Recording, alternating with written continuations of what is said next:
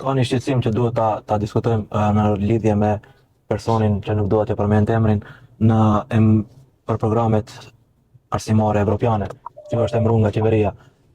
Cili është qëndrimi juaj?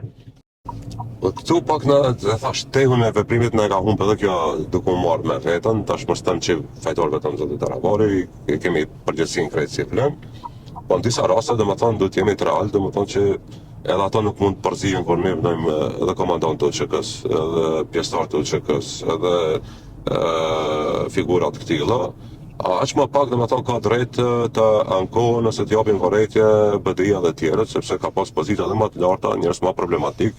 Sa për ilustrim, Lybe Boshkovski ne kam pas ministër dhe kam pas në përtovimet e tjera. E keni pas? Edhe unë e kam pas pa. Ushtarët e UÇK-s, atëherë kemi ilustruar me atë, domethënë që partneri vendos. Ushtarët e UÇK-s që i vendosni ju dhe nuk e përzihen. Edhe për këtë çështje, po duhet të them që nuk është bardhëzi.